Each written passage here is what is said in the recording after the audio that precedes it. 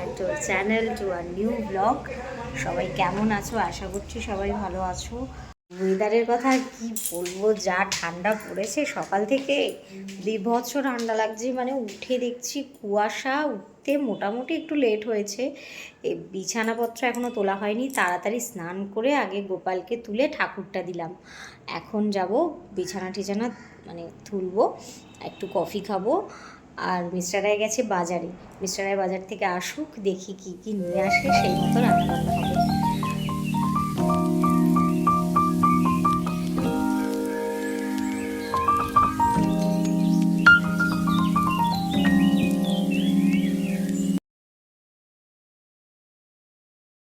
তো মিস্টার রায় গেছিলো বাজারে, আসার পথে শুনে এসছে নাকি নাজমা মাসি আজকে আসবে না, মানে আমাদের বাড়িতে যে আর কি মানে কাজ করে, আর তিনি আজকে আসবেন না। আমাকে একবার ফোন করে জানালো না, এটা আমার একটা প্রবলেম হয়ে গেল। তো ও জেনে এসেছে যে আজকে আসবে না। সঙ্গে সঙ্গে আমাদের দোকানের নিচে যে করে আর কি, সেই দিদি এসছে আমাকে হেল্প করার জন্য, বাসন টাসনগুলো সব মেজে দিল। অনেক থ্যাংক ইউ গো, এইটুকু করে দিলে, অনেকটা করে দিলে। এইটুকু কি বলছো, অনেকটা করে দিলে। আমি রান্না করতে পারতাম না, না হলে। হ্যাঁ, ভাগ্য ভালো না আমার, সময়তে ঢুকেছি, সময়তে ছিল করে দিয়ে। হ্যাঁ, সাবধানে যাও। দোকান থেকে গেটটা বন্ধ ছিল, তো আমি এটা মুখি পাই দেখলাম এটা খোলা, তাহলে আমি একটু বলে দিয়েছি এখন তো খুলবে, তখন লোক ঢুকে তো বুঝতে পারবো না। হ্যাঁ, হ্যাঁ। তারপর দেখছি, তারপর বললাম যে দাদা আসবে, ও আসবে, হায় কপাল। ঠিক আছে, বলে করে না, অনেক উপকার করলে, ঠিক আছে।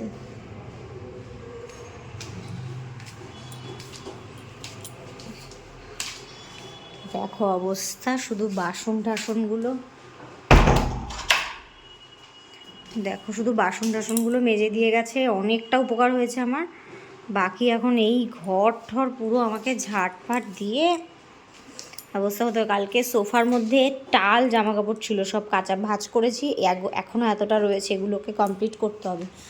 কখন কি করব জানি না। মিস্টাররা এদিকে আজকে দোকান খুলবে না গো?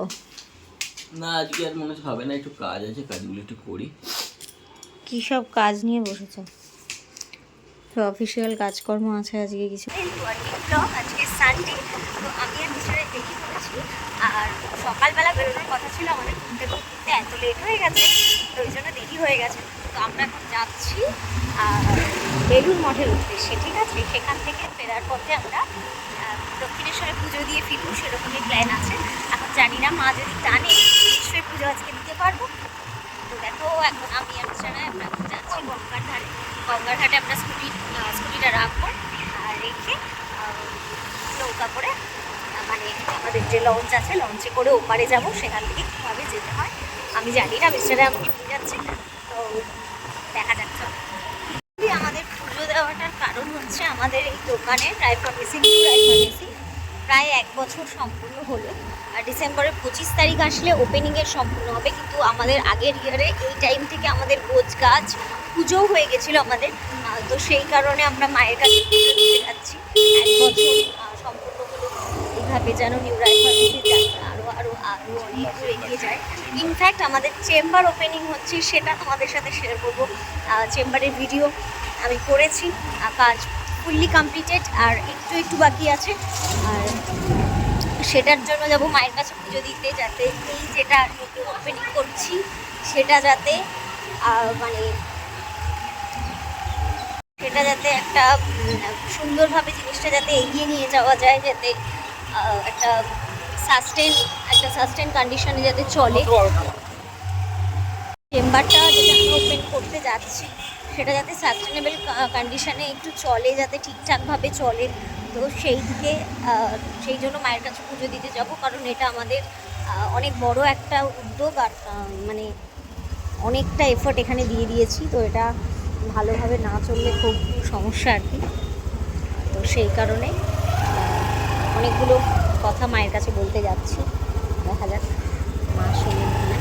নিশ্চয়ই শুনবেন, এটি হচ্ছে আমাদের সেই বিখ্যাত পানিহাটি মহোৎসবতলা ঘাট, যেখানে গৌরনিতাইয়ের মন্দির রয়েছে, যেখানে শ্রী চৈতন্যদেব এসে দই চিড়ে খেয়েছিলেন এবং নীলাচলে চলে গিয়েছিলেন বলেই জানা যায়, যার জন্য প্রতি বছর এখানে দণ্ড মহোৎসব হয়। এখানে দেখুন একদল কীর্তনিয়া এখানে কীর্তন করছেন। কেটে নিয়েছে। হ্যাঁ, কিভাবে যাবে এদিক দিয়ে?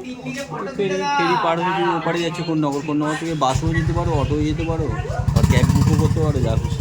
কাছাকাছি ফেরি অলরেডি ভরে গেছে। আমরা আদৌ কি বসার জায়গা পাবো? দেখা যাক। হ্যালো, আমি তো একটা বসার জায়গা পেয়ে গেছি, কিন্তু মিস্টার রায়। হ্যালো, দাম আন্দাজে একদম ভালো, বলো দাম আন্দাজে ভালো। এখানে আমরা নিয়েছি এখন দই বড়া। মিষ্টির দোকান থেকে প্রচণ্ড খিদে পেয়েছে, তাই তো এখান থেকে বাড়ি যেতে বলো। দই বড়াটা খেয়ে রওনা দেবো।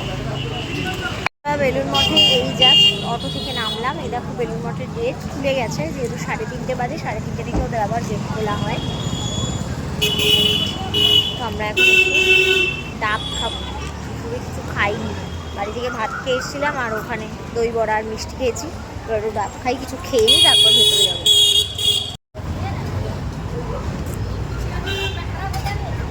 তো ডাবের দোকান ছাড়া দেখা যাচ্ছে।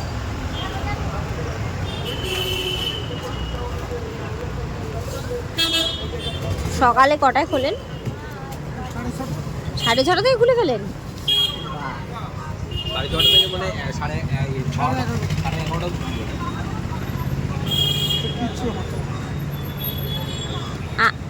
আপনারা এরকম 6:30 থেকেই দোকান খুলে দেন?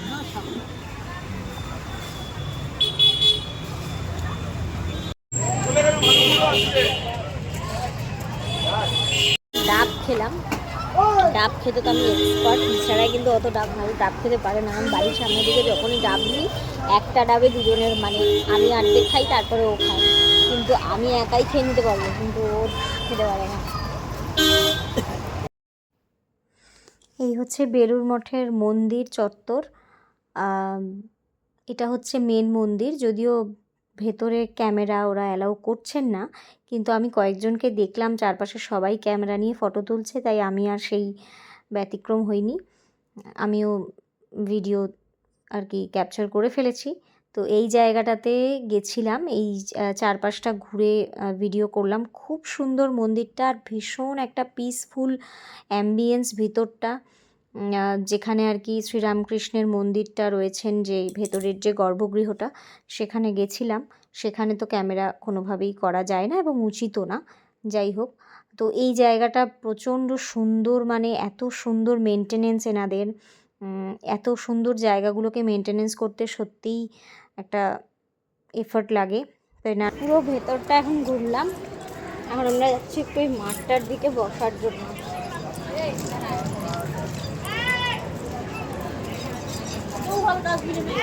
খুব সুন্দর জায়গা, খুব সুন্দর শান্ত পরিবেশ। আমি ফার্স্ট টাইম এলাম, কিন্তু তুমি ফার্স্ট টাইম এলে? আমি এমনি মানে 3বার হলো আমার আসা।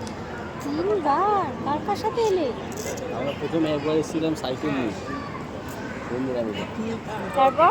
তারপরে বাবা আর আমি এসেছিলাম। তারপরে আমার বাবা আর আমি এবার এসেছিলাম, সেবার আমাদের একটা ম্যাজিক্যাল ব্যাপার হয়েছে। যেদিন আমরা জাবাগাল শ্রীনাথকে দেখেছিলাম সামনাসামনি, জাবাগাল শ্রীনাথ সেদিন এসেছিল। কি সুন্দর দেখতে, ফর্সা, এবং সামনে একদম সামনাসামনি দেখেছিলাম। একটা আসলো, পায়রা ছাড়লো, খুব সুন্দর ছিল। কেমন লাগছে?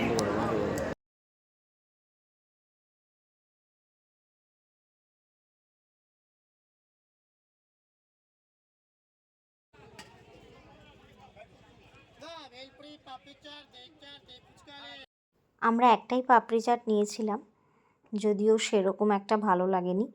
যাই হোক, এখানে দেখো দাঁড়িয়ে আছি, প্রচণ্ড লাইন।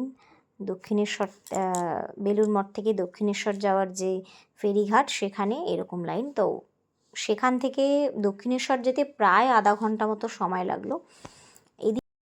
এবার আমরা এসে পৌঁছলাম দক্ষিণেশ্বরের মন্দিরে। দক্ষিণেশ্বর মন্দির যা কিনা প্রতিবার যতবারই যাই না কেন ততবারই মনটা ভালো হয়ে যায়। আর এবার যেন কি হয়েছে, এবার পুরো এত সুন্দর সন্ধ্যা আরতি দেখেছি, মাকে নাট মন্দির থেকে সোজাসুজি দর্শন পেয়েছি। খুব সুন্দরভাবে মা দর্শন দিয়েছেন আমাদের, কৃপা করেছেন আমাদের উপরে। যদিও এর ভেতরে ওরা এই ক্যামেরাবন্দি করতে দেয় না এই দৃশ্যগুলো, কিন্তু আমার মনে হয় এটা খুবই উচিত কাজ। কারণ এই যে কোনো কিছুর ছাড়া কোনো কিছু, ফোনটা আমাদের এখন এমন হয়ে গেছে, ওটা ছাড়া কোনো কিছু ছাড়া যে মায়ের সাথে সোজাসুজি যে একটা তার তার তার দর্শন পাওয়া, এটা মনে হয় সচক্ষে উপভোগ করাটাই সবচেয়ে সুন্দর, খুব সুন্দর। এখান থেকে একটু মন্দিরটার ফটোটা পেয়েছিলাম, তাই এখান থেকে ক্যাপচার করেছি। অ্যাকচুয়ালি আমরা এখন প্রচণ্ড টায়ার্ড, কিন্তু কিছু করার নেই। একটা ইনভিটেশন আছে, আর সেটা খুবই ক্লোজ পারসন, আমাদের একজন কাস্টমার কাকু, তার ছেলের অ্যানিভার্সারি, ঠিক 1 বছর আগে বিয়েতেও নিমন্ত্রণ করেছিল, তো অ্যানিভার্সারিতে নিমন্ত্রণ, তো না গিয়ে তো পারবো না, যেতেই হবে।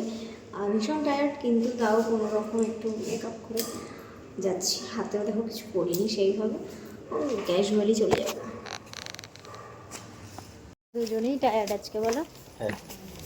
খেয়ে দিয়ে তাড়াতাড়ি এসে শুয়ে পড়তে হবে, কাল সকাল থেকে আবার যুদ্ধ শুরু, নতুন দিনের নতুন কাজ নিয়ে।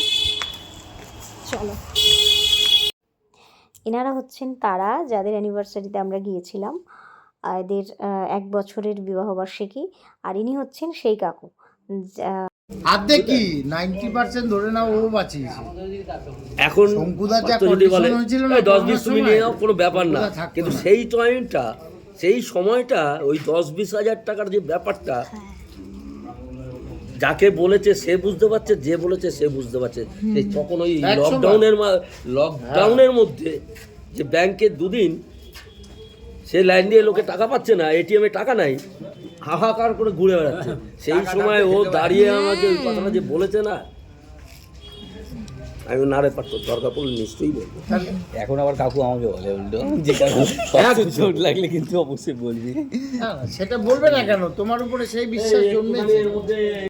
তো এরপর চলে গেছিলাম খাওয়া দাওয়ার পর্বে। মেনুতে ছিল কড়াইশুঁটির কচুরির সাথে স্টাফ আলুর দম, দেন ছিল ফিশ ফ্রাইটা আমি খেয়ে ফেলেছি, দেন ছিল রাইস, ফ্রায়েড রাইস, চিকেন কষা, চাটনি, পাঁপড়, মিষ্টি। আর মিষ্টিটা তো মানে ওরা দিয়েই যাচ্ছিলো, যেহেতু আমাদের পরিচিত ক্যাটারার, যেখানেই যাই আমাদের এইভাবেই বেশি বেশি করে খাইয়ে দেয়। যাই হোক, খুব সুন্দর ছিল মিষ্টিগুলো, আমরা খুব ভালো খেয়েছি সেদিনকে, আয়োজন খুব ভালো ছিল। আজকের ভিডিওটা এ পর্যন্তই, দেখা হচ্ছে পরের আর একটা নতুন কোনো ভিডিও।